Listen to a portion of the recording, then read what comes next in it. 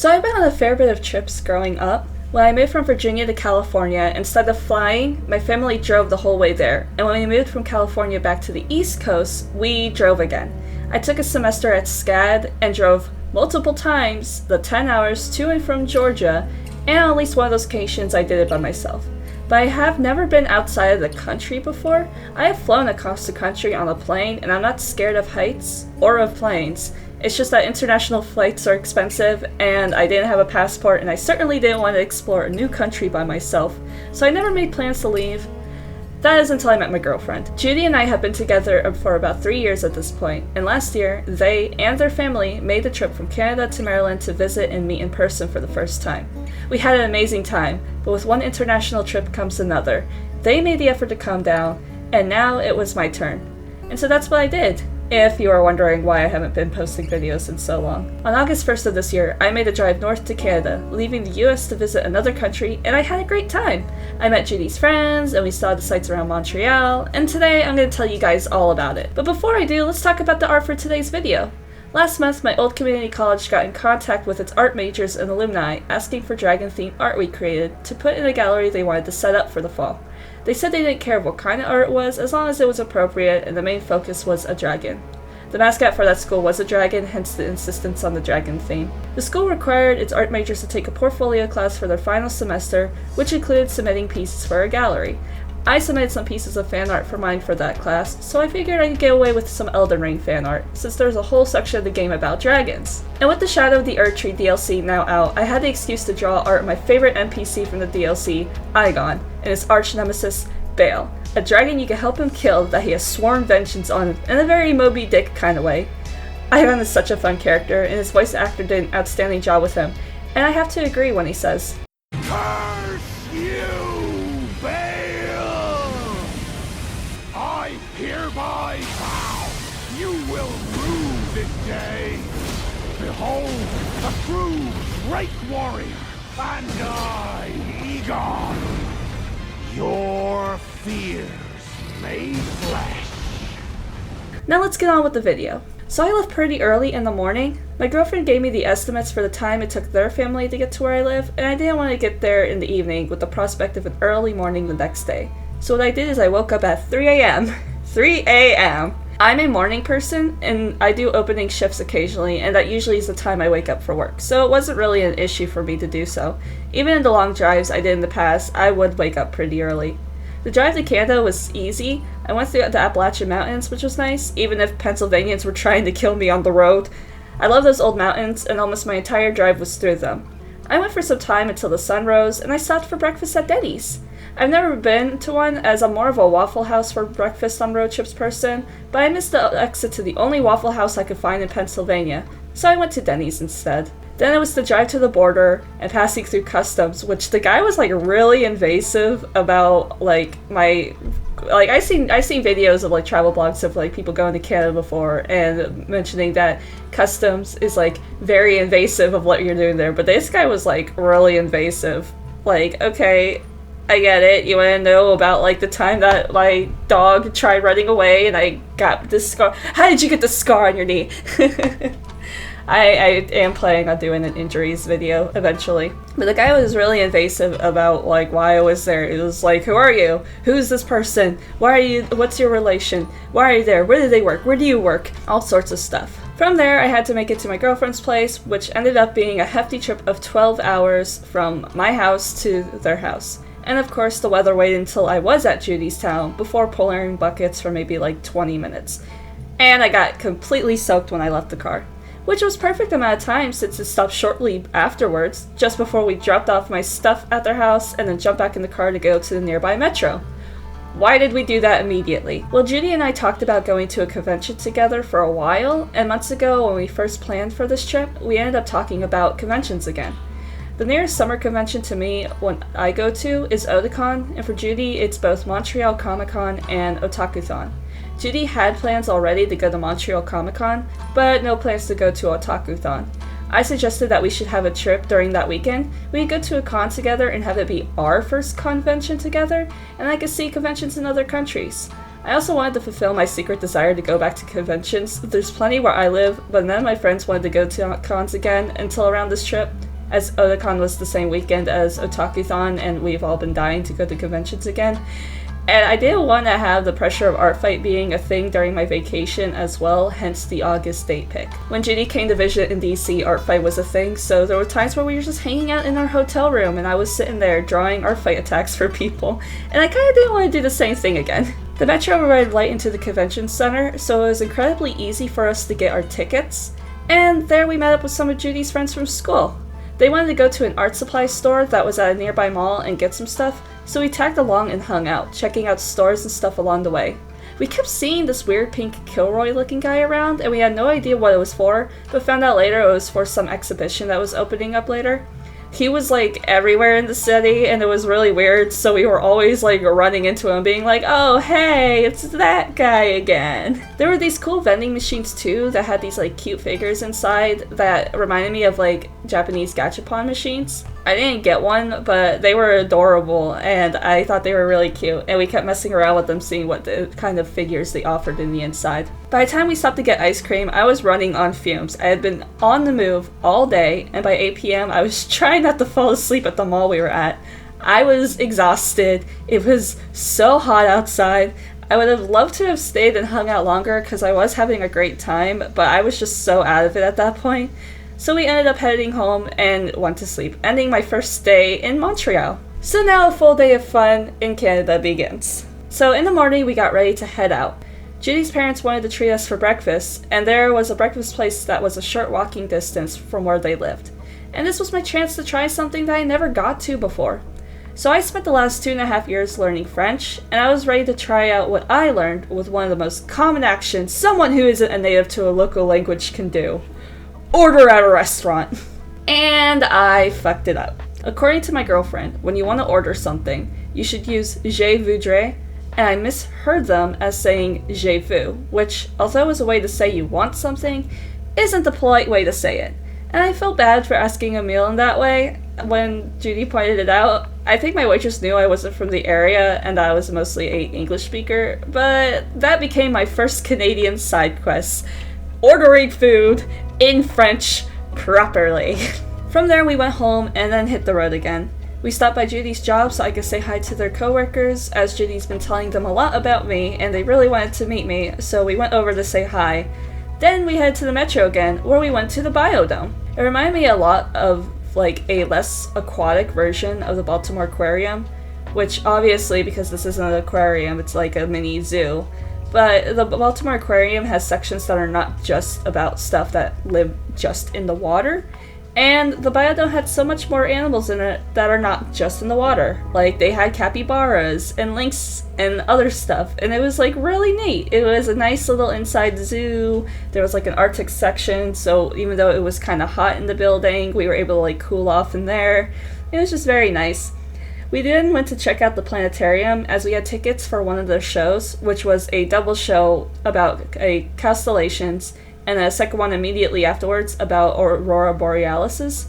We picked it because we both missed out on when the Aurora Borealis came down far enough for both of us to see it, but not for the lack of trying. The clouds got in the way, and the clouds were like, nope, neither of you guys are allowed to go see the Aurora Borealis because fuck you. They also had an eclipse show available to us, but we opted out of that one since we both were in the path of almost complete coverage during the most recent eclipse, and I had a pretty good view of it when it was happening. Fun fact, I was outside cleaning a new deer skull when the eclipse was happening. Just a fun little fact for you guys today. After the planetarium, we went to the insectarium and walked around. Most of the tour was in the butterfly room, and we walked through it and saw some pretty butterflies and beetles, and at one point we sat and watched this lady on the screen dance for a bit, and then we ended up getting hungry, so we went off to go get dinner. We stopped at an Italian restaurant for pizza and alcohol, and then went to what my girlfriend lovingly calls Gay Street, so they could show me some balls. I guess the street had some hanging walls that spread out in the colors of the pride flag along the street, but they were torn down when we got there. We did see this one weird bear though. I love the walkability of the street, and just the decorations were really nice compared to like some of the decorations I've seen in previous pride events. And I wish they had more streets like this where I live, where I could just like walk down and look at all the cool shops and the restaurants and not have to worry about getting hit by a car. But that's kind of the downside of being an American who lives in the suburbs. I also got to pet a dog. Starting the second side quest I had for this whole trip, petting a dog each day. Listen, I have 4 dogs, and I work at a doggy daycare. I have to pet the dogs. There's so many good boys out there. Well, how can I not pet all the good boys? When we got home, we watched a bunch of YouTube videos, including one video about a taken down bad fetish webtoon, and one about a kill count video for the movie Old. After that, we watched the French version of Scream while I worked on some art and cosplay stuff. Then we went to bed early to get ready for a big day at Otakuthon. On day 3, we woke up, chowed down a quick breakfast, and got ready for the convention. We wanted to do a couples cosplay, but not make anything completely new, so we settled on cosplaying as Jerry Key and Michael Distortion from the Magnus Archives. It's not my most favorite shit, but it worked for the weather.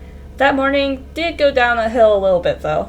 If you follow me on TikTok, you know I used to do a ton of videos for the Magnus Archives, specifically cosplay videos.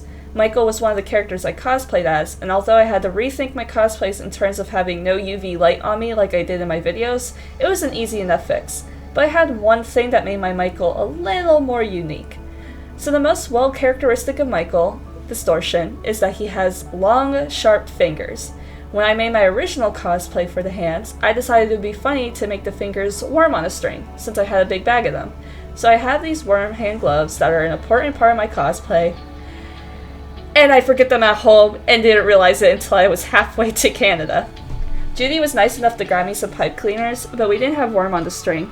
They did offer me a few of theirs, but I wasn't going to ruin their only worms on the string for a cosplay piece I was only going to use for the one day. So I told them I wasn't going to use them and just made a pair of claws. They are not as nice as the ones I made originally, but they only needed to last me the one day, and they did their job well enough. Unfortunately, I guess I didn't learn my lesson the first time because we were literally about to pay for parking when I realized I forgot the new pair of gloves at Judy's house, and we had to rush back to grab them. Luckily, they also realized that they forgot something at their house, so it wasn't a wasted trip, but I felt so stupid making that decision twice, but it's fine! It's fine! I tried my first Tim Hortons coffee on the way to the convention though. I'm a big coffee drinker, and it was a lot nicer than I thought it would be. A good cheap coffee, and I usually drink Dunkin' when I get coffee from a chain place, if you want a comparison to what I usually drink in America. I actually ordered it in French, successfully this time, but I think the lady at the counter knew I was American because she switched to English after I gave my order. The convention center was completely packed. We made our way to Artist Alley to look around, and we found some cool stuff. I got some commissions of my OC Micah Cass, who you may have seen if you read my webcomic In Harmony. You can also find that on Tapas and Webtoons if you want to go read it. And one of my tarnished OC, Horace Draft, who you may have seen earlier in this video. They both came out so cute and I adore them, and all the 3 artists did such a good job with them. I'm just, I love art of my kids. I got a lot of Elden Ring merch, but some other stuff from games and shows like AI the Somnium Files and Gundam the Witch from Mercury. I even found one artist who had a set of the Magnus Archives charms, and I got myself a John one.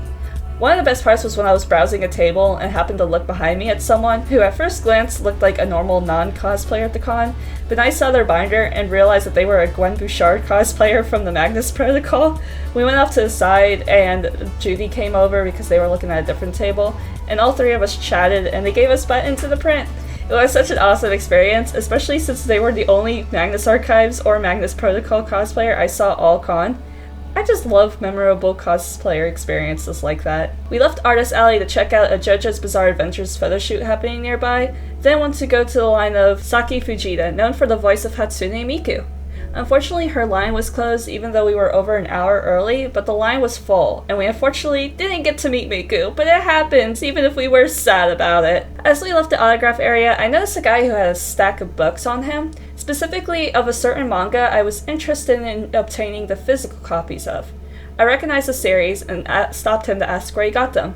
So he told me the table in the dealer's hall, and I asked Judy if we could head there next. So, for anyone who may not know, because I actually did have people at the convention inquire me about this, Elden Ring has a spin-off comedy manga called The Road to the Erdtree. It is a very stupid manga, but it's so fucking funny, and I needed my hands on it after I first heard about it. I own a physical copy of the first volume, but this guy had the first 3, and I was very interested in getting volumes 2 and 3. I've been waiting for the next physical releases of this manga to hit bookstores near me, but if I could find this at this con, then I wouldn't have to make the trip to the bookstore to get them. Unfortunately, we did not find it that day, and even, like I said, got a bunch of confusing inquiries about it. People telling me that Elden Ring is a video game, not a manga, silly. I know that! I beaten the damn thing! I just beaten the DLC! I know it's not just I know it's a video game, but there's a manga for it, and it's stupid, and I need it! Listen, I'm not surprised that a lot of people don't know about it, but I was so determined to find these books.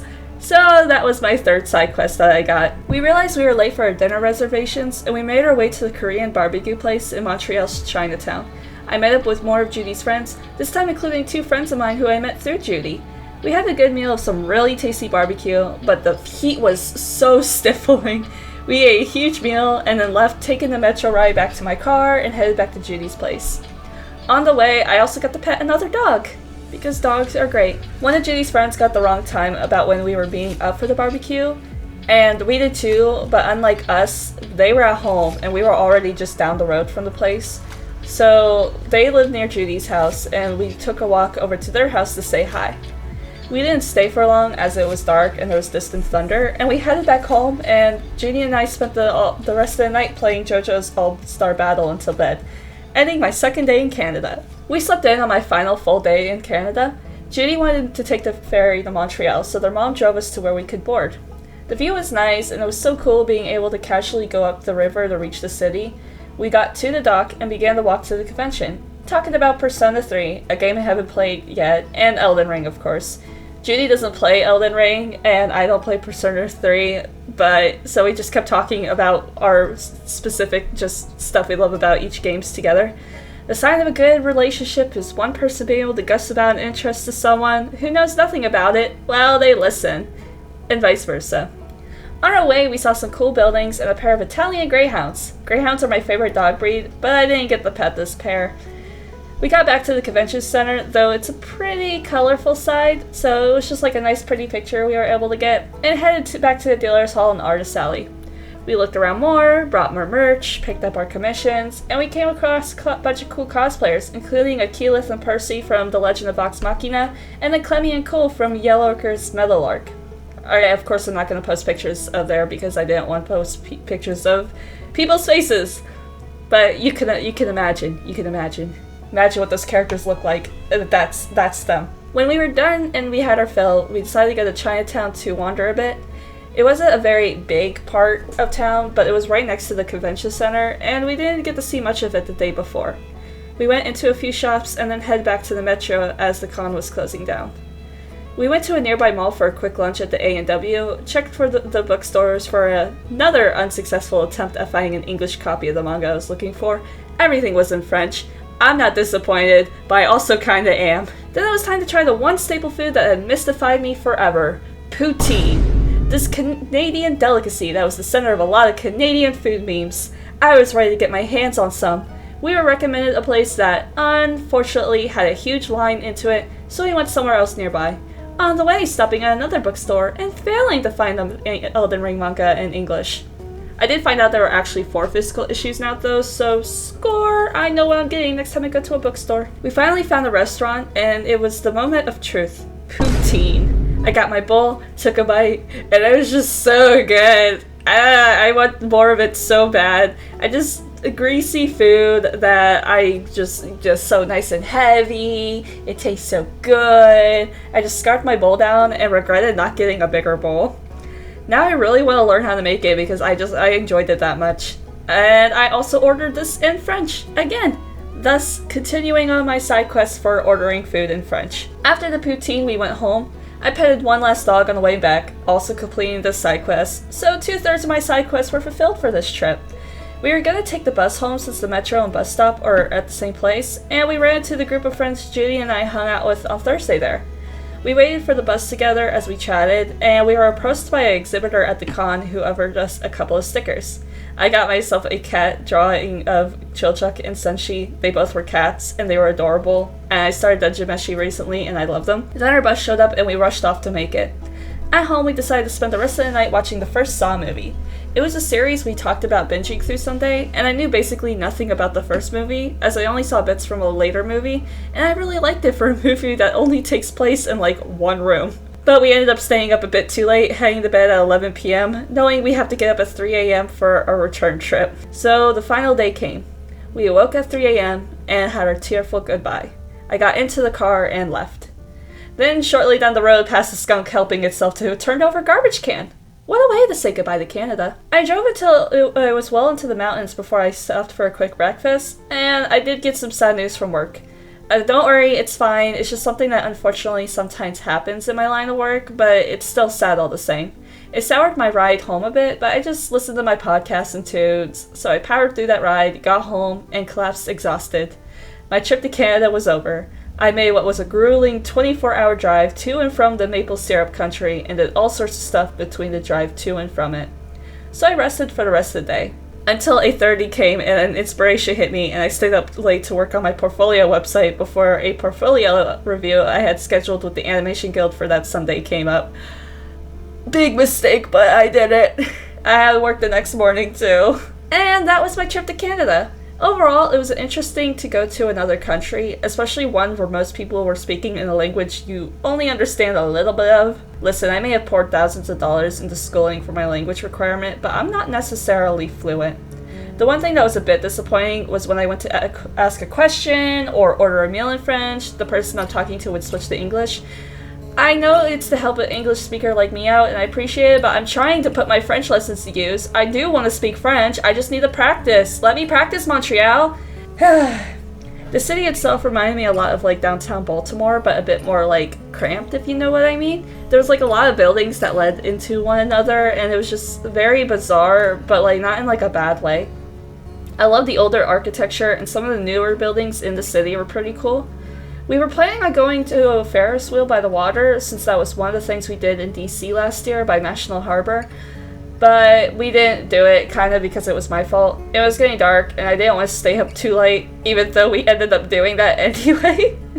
Also, the food was so good, and things were cheaper than I thought it would be, but I'm also American, and my girlfriend told me about the Canada to US dollar conversion rate, so I shouldn't have been surprised. However, I do have one gripe with Canada.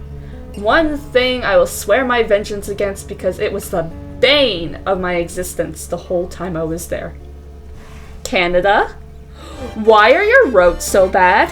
Why do your signs suck? And I'm not talking about the switch from miles to kilometers, which was like not even an issue at all. I'm talking about the state of your roads. Why are your traffic signs so small? Why are your roads so bad with so many potholes? Why is some of the paint on your roads missing?